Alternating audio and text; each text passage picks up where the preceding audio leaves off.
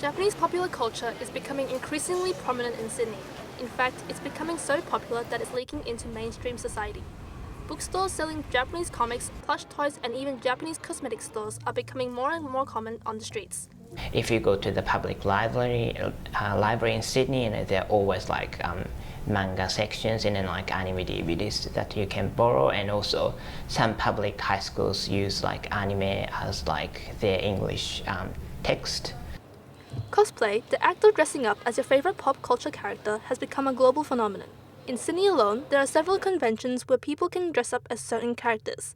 In 2014, the annual Japanese pop culture convention Smash had 13,617 people attending.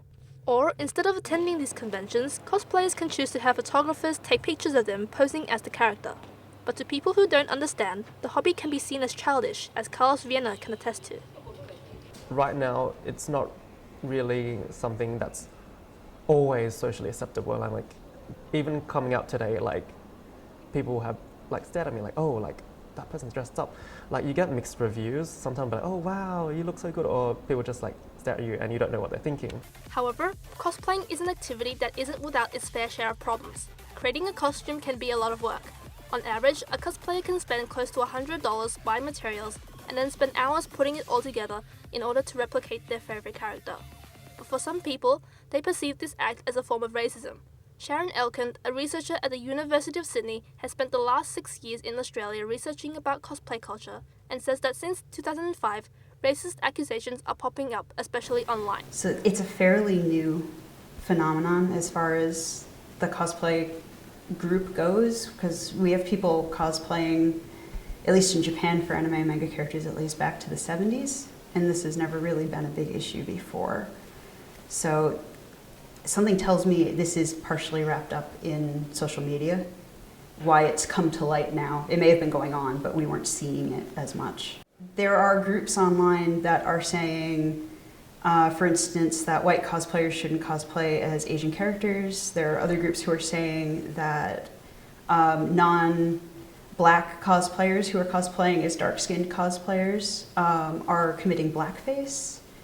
And there's arguments raging about this. However, Carlos thinks there's no harm in doing everything you can to look like the character as much as possible.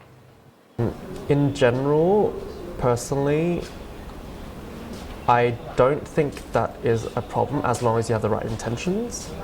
Like, if you want to do it to look like the character as much as possible and just do your best, I think that's fine. But a lot of people say that that's not a good point as well, because in the end you are changing your skin tone. Despite the problems that may be involved, it certainly isn't something to be discouraged over. I think basically to people who are worried about cosplaying, just jump in there, just do it. Who cares what people say? You will always have people supporting you, and you will always have people who are anti-fans. So just do whatever you want. It's your life, they can't say anything, they can deal. This has been Rowena Leung for the Culture Collective.